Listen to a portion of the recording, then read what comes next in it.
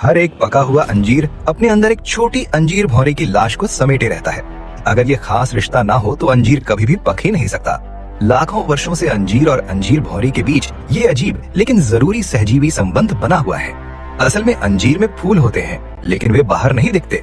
उसके फूल फल के अंदर छिपे होते हैं, इसलिए सामान्य मधुमक्खियां या दूसरे कीट इसके फूलों का परागण नहीं कर पाते।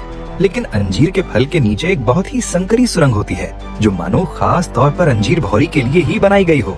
लेकिन इस सुरंग में घुसना आसान नहीं होता। अंदर जाने के लिए अंजीर भौरी को अपने पंख और एंटीना तोड़ने की कीमत चुकानी पड़ती है। ये एक ऐसी राह है जहाँ से वापस लौटना संभव नहीं। इस तंग रास्ते से घुसते समय उसका शरीर बुरी तरह दबता है और कई बार उसके अंदरूनी अंग भी बाहर निकल आते हैं। फिर भी अंजीर भौरी जान जोखिम में डालकर फल के अंदर जाती है, क्योंकि ये सिर्फ परागण के लिए नहीं बल्कि अपने बच्चों को जन्म देने के लिए सबसे सुरक्षित जगह है। जैसे ही वो अंदर पहुंचती हैं, बाहर का रास्ता बंद हो जाता है। हर अंजीर में सिर्फ एक ही भौरी को प्रवेश मिलता है, लेकिन अंदर पहुंचने के बाद उसके पास जीने के लिए केवल लगभग 2 घंटे ही बचते हैं। इतने कम समय में उसे फल के अंदर लगे छोटे छोटे सफेद फूलों पर अपने अंडे देने होते हैं।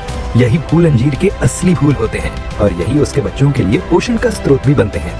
अंडे देते समय वो अपने साथ बाहर से लाया हुआ पराग भी इन फूलों पर छोड़ देती है, जिससे अंजीर का परागण पूरा हो जाता है। अपना मिशन पूरा करते ही अंजीर भौरी की जिंदगी खत्म हो जाती है और वो हमेशा के लिए उसी अंजीर के अंदर रह जाती है।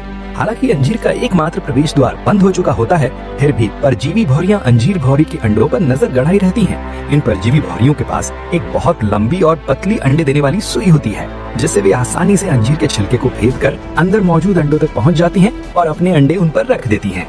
इन परजीवी भौरियों के अंडे अंजीर भौरी के अंडों से जल्दी फूटते हैं। जब उनके लार्वा बाहर आते हैं तो अंजीर भौरी के अंडे ही उनका पहला भोजन बन जाते हैं। लेकिन कहानी यहीं खत्म नहीं होती।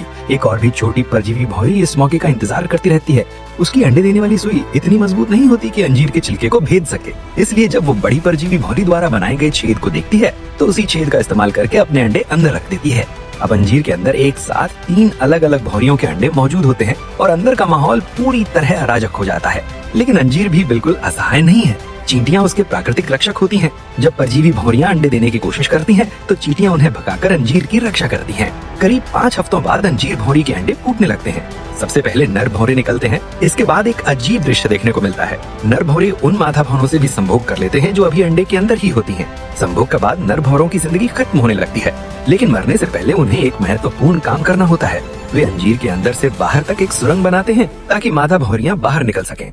जब ये सुरंग तैयार हो जाती है तो अंजीर से निकलने वाली मीठी खुशबू चींटियों को आकर्षित करती है। नर भौरे अपने शरीर को चारे की तरह इस्तेमाल करके चींटियों का ध्यान अपनी ओर खींचते हैं ताकि पराग से भरी हुई मादा भौरियां सुरक्षित बाहर उड़ सकें। फल से बाहर निकलने के बाद मादा अंजीर भौरी के पास जीने के लिए केवल 48 घंटे ही बचते हैं। इस छोटे से समय में उसे एक नया अंजीर ढूंढना होता है, उसमें फिर से घुसना होता है और इस अनोखे जीवन चक्र को दोबारा शुरू करना होता है।